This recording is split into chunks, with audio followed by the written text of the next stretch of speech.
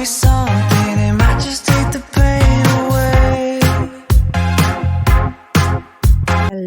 Hello sa inyong lahat. Kumusta na po kayo? At ito ang aking araw ng Biyernes, guys. At yung live ko kanina sa bus ay talaga namang maiksi lang, guys, kasi maingay, super duper maingay talaga. Hindi naman ninyo maiintindihan at wala naman kayong maintindihan doon. Kasi nasa loob lang ako ng bus. And then, at maingay talaga. Sinasabi ko, maingay. Yun lang ang pwede kong i-comment. So, ito na nga guys. At syempre, tapos na ang ating trabaho. At salamat sa Diyos. At bukas na naman ulit. O, anong masasabi nyo dyan? Ay, nako, grabe. Pero bago yan, bago ko umuwi ng bahay, ay, mamamalingki muna ako, guys. At dahil gusto kong kumain ng tarta, 'di ba? Bibili ako ng cake na chocolate kasi gusto kong kumain din na kombinasyon ay napakasarap na kapeng super duper mainit, 'di ba? Sa ganitong panahon na talagang malamig, nako, ang sarap magkape or hot chocolate, guys.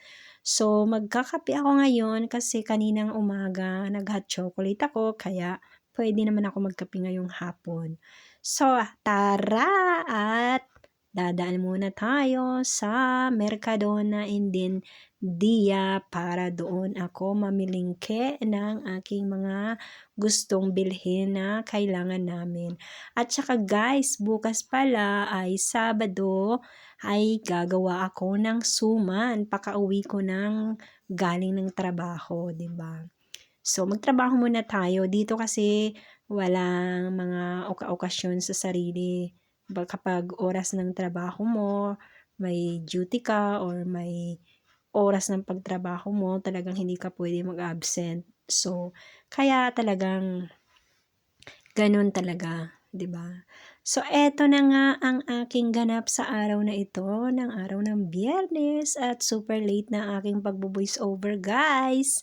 Kasi nung natapos na kaming kumain nagluto ako and then nag-dinner na kami ng anak ko and then syempre ay naglaba ako, nagsampay ako, 'di ba? Hindi ako naglaba sa kama, I mean yung washing machine and then sinampay ko na lang siya. At ito ang aking mga pinamalingke kasi gagamitin ko rin to bukas ng araw ng Sabado kasi magluluto din ako ng leche flan and then ng cake, yung sobra-sobra, gagawa ako ng cake din.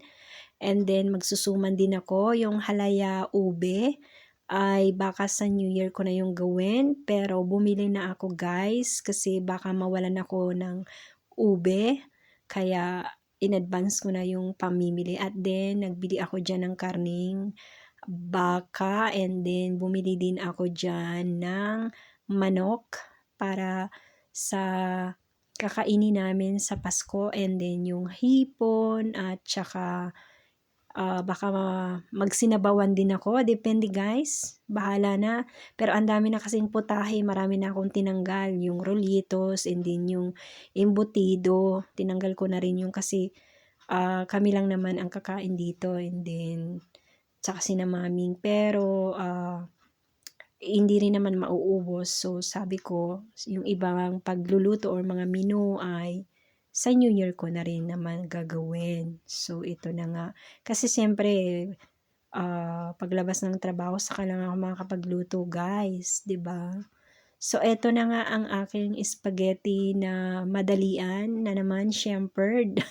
Dahil gutom na ako guys, iba ako na nananghalian. Hindi pa ako nagmerienda and then dinner na nga ito, tanghalian. Lahat na kompleto na dito yung kakainin ko. Pero siyempre dahil gusto kong kumain ng spaghetti, magluluto ako kahit madalian lang. At ito na nga at ginisa ko na yung ating bawang. Bawang lang na madami guys. Super super duper sarap na yan. And then ilagay natin yung ating ham. Pagkatapos, inalo-halo ko rin siya ng konti and then nilagay ko na rin yung ating tomato sauce. Siyempre, lalagyan natin ng chicken cubes kung wala naman kayo or beef or pampalasa na gusto nyo. Wag lang nyo lalagyan ng patis. Nagmamakaawa ako sa inyo. Wag nyo lalagyan ng patis dahil nako, marami kayong bakterya na makukuha, sakit, high blood at saka ano sa paa, ano yun? Nakalimutan ko na.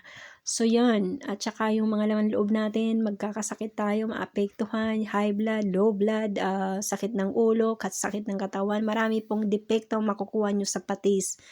Kaya, ingat-ingat po tayo.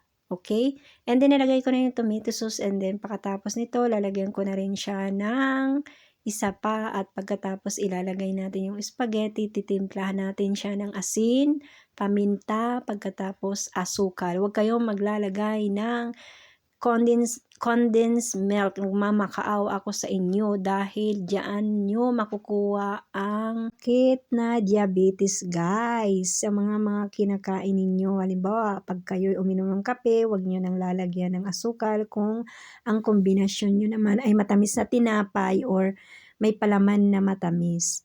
And then yung spaghetti naman, pag kumain kayo ng isang kutsara, 2 kutsara, 3 kutsara, siyempre yung leche condensada na nilagay ninyo, talagang epektibo yun sa katawan ninyo at lagi pag yan ang kinakain ninyo na may leche condensada, talagang magkakasakit kayo ng sobra-sobra. 'Di ba? Nako, parang high blood din ang sakit ng guys, ng diabetes, guys. So, hayaan na muna natin yan. Pero, ang sinasabi ko lang, mag-ingat tayo. At, syempre, yung spaghetti ay napakasarap naman talaga. And then, tingnan nyo naman yung aming tarta, yung aming cake na Aso de Mercedes. Diba ang aming cake ng Nabidad? O, diba? Paskong Pasko na talaga. At syempre, makakain lang ako nito. Kontento ng isang araw ko. Diba? Kompleto na dahil nakain ko yung gusto ko, guys. Ganito. Kapag may gusto ako, may antoho ako, kailangan masunod. Parang naglilihi lang. Ganyan din ba kayo pag may regla, guys? Pag anong gusto nyong kainin, kailangan nyong makain. 'Di ba? So, eto na nga at nilagyan ko siya ng Tabasco and then yung aking queso rallado. Napakasarap naman talaga. Naku, solved na naman ang aking buhay ngayon. Kontento na naman ako. So, kaya guys, halina kayo't kain na tayo. Na napakasarap naman talaga ng spaghetti ko. Sabi nga ng anak ko, nako, lahat ng niluluto ko ay talagang napakasarap. Kaya magtinda-tinda daw ako. Gumawa daw ako ng restaurant. Magtayo daw ako ng restaurant. Dahil napakasarap ko daw magluto. O, diba? Anong masasabi nyo dyan, guys? So, eto na nga. Ay, nako, talagang grabe. Kontento ako. Pero yung anak ko, hindi siya nag-dinner ng spaghetti kasi nga po ay kakakain lang niya. Late na rin siya dumating kasi marami siyang pinunta ng mga Christmas party and then busog siya. Kaya sabi niya, magtatarta na lang daw siya. Kaya yun, sasabayan niya akong kumain, guys. So, eto na nga ang aming kakainin ngayon. At syempre, ang katambas ng kombinasyon ng ating spaghetti ay yung picos na tinapay. At yung mainit na kape, di ba, na mapapaso-paso ang konti ang lalamunan ko. Naku, guys, yan. Yan ang kinakain ng anak ko, di ba? So, maraming salamat po sa inyo sa panonood ninyo ng aking mga videos and then pag-like at paka-share na rin and then please subscribe sa YouTube channel ko, Gigi Boysing .8. So, hanggang dito na lang po ang aking video at ingat po kayo lagi. At syempre, lagi ko ang sinasabi kapag lalabas ng bahay, dalhin nyo si Mr. at si Miss Pasensya para buhay ay laging masaya. So guys, anong handa ninyo ngayong Pasko? Ako, gagawa ako ng suman.